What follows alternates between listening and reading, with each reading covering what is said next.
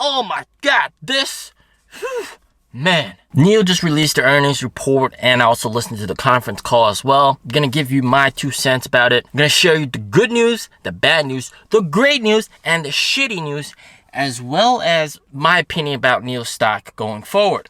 Samuel Romo said, poor guidance for the next quarter. Definitely see NIO dropping big on Friday and maybe next week.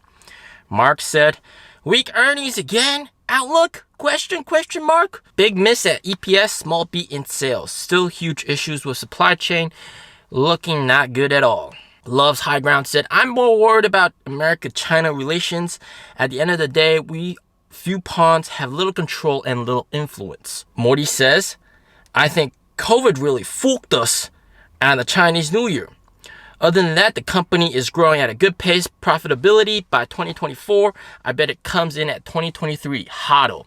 Now this perfectly sums up a lot of stuff that I'm going to talk about. And I got my damn notes because, man, this is going to be a juicy video.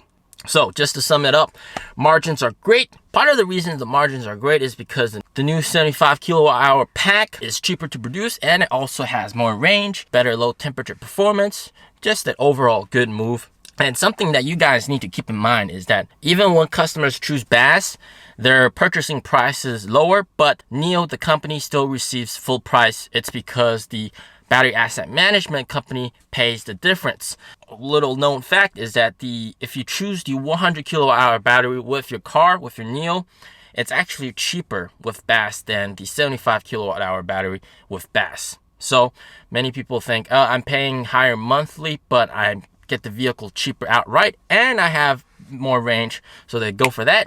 And NIO actually gets full price for the battery as well from the battery asset management company, pays NIO full price. So that is definitely good for the margins. One thing that was released and you guys probably didn't know about, and it's good news, is that the ES7 will be considerably more expensive because it is more technologically advanced. And this is in comparison to the ES6 and the ES8. So I think it's going to be priced around the ES8's price. And part of the reason it's so expensive is because the LiDAR system that you see on the top of the car, that thing itself cost 70k RMB. So it's really, really expensive. Now, unfortunately, with the ET7 right now, it's not available to use. But of course, as for NIO, that's something to be expected in the future. We're definitely going to get that patched in. Don't worry about that. It's not available right now, but it will definitely be available in the future. So also higher material costs. That's also the reason why the ES7 will be more expensive. And something that they really did that's really smart, ET7, ET5, and the ES7, instead of using a pure aluminum frame body, which is what my EC6 has, they're going to go with a steel aluminum hybrid frame, and that's gonna lower cost substantially because aluminum is just so expensive right now, and that will definitely help margins. Now, I want you guys to think about this. How much discount do you think a NIO employee gets when they buy a NIO? Well, they only get about 10,000 RMB. That's like 1,500 US dollars off.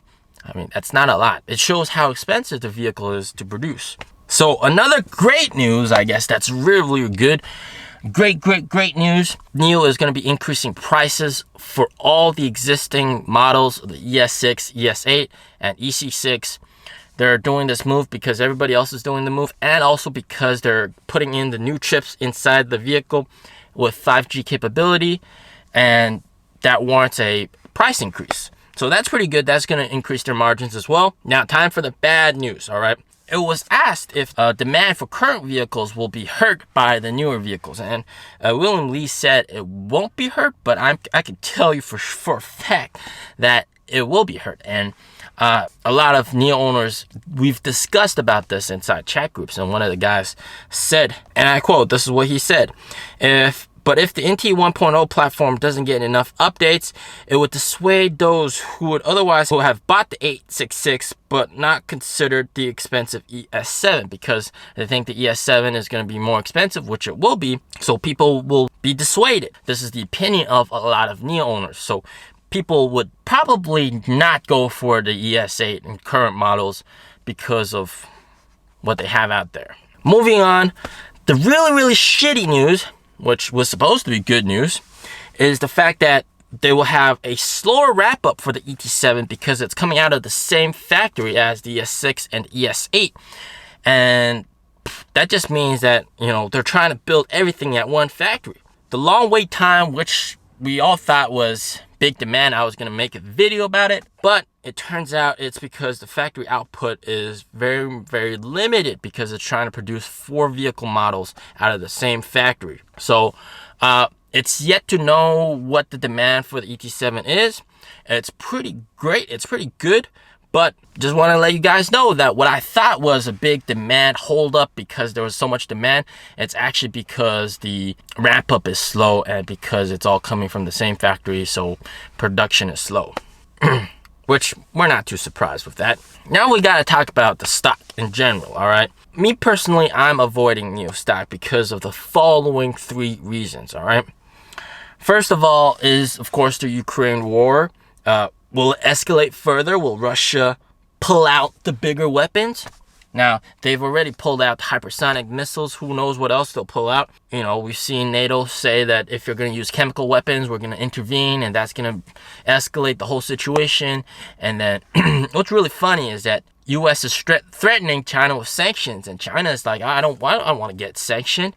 So what China does is they donated $1 million worth of supplies, of humanitarian supplies aid to Ukraine as a gesture. It's a gesture to show that, hey, we don't want to get sanctioned. But I mean, honestly, what is that $1 million of humanitarian aid gonna do? So you can tell that China doesn't want to get sanctioned, but who knows what will happen? Maybe the U.S. will sanction them. Moving on. Reason number 2, COVID is very serious right now in China. I know for you guys it might not be, but in China, people just take it very, very serious. The government is taking it very serious. Many cities are in lockdown. Shenzhen's in lockdown. Shanghai is in semi-lockdown. That's going to hurt deliveries. It's going to hurt sales. It's going to hurt the economy. Beijing has been fairly spared, but yesterday there were more cases and people are on alert again. So that's not good. That's something to keep an eye out for. Number 3, this is the main one. This is the most important one. All right. Oh my God, man, I hate to say it. But delisting, even though China has come out to say that they're going to support, Chinese, US listed Chinese ADR companies, but really, at the end of the day, it's not China that holds the chips. It's the U.S. that holds the chips. It's the U.S. government that decides if Chinese stocks are going to get delisted or not. And we just saw Weibo, China's Twitter equivalent, has been the latest major Chinese company to be added to a delisting watch list by the U.S. Securities and Exchange Commission for apparently failing to fully cooperate with the rules set by the SEC's Public Company Accounting Oversight Board. Now, these require that foreign firms that are listed in the U.S. allow their books to be audited. Now, this comes as no surprise. Now, for me, I personally expect that every single Chinese company, ADR, is going to get that thing slapped on the face. This audit or delist, whatever bullshit, all right?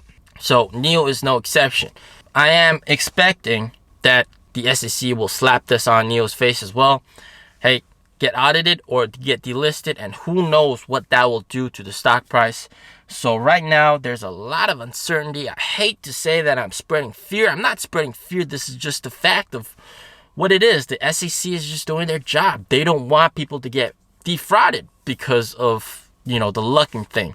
They're just doing their job, and unfortunately the stock price does get influenced a lot by that. Be careful. NIO probably will get added to that watch list as well. On a brighter note, I did tell you guys that I recently put a lot of money into ACB because of technicals, and I was expecting a good move, and we're getting that good move. Some of you guys were kind of salty that this was a weak company. For me personally, I don't give a crap if it's a weak company or a turd company or a rock company or an air company or dirt company. As long as it can make me money, that's why I'm in the stock market. My purpose in the stock market isn't to get married to a stock that keeps on going down. My purpose is to earn money. So I did tell you guys that I loaded up on ACB and it's making its run. It's starting its run. So it's not too late to load the boat right now. It's when I told you guys it was at like low 3s. And I do see it running considerably in the coming days. So maybe pop a few shares in along for the ride. Of course, I'm not a financial advisor. You make your own decisions. So my money is in ACB for now for the ride up. And let's see what happens with NIO stock if it goes down. Let's see what happens with NIO if it goes down considerably. Maybe I might load in with NIO. Love you guys all. Peace out.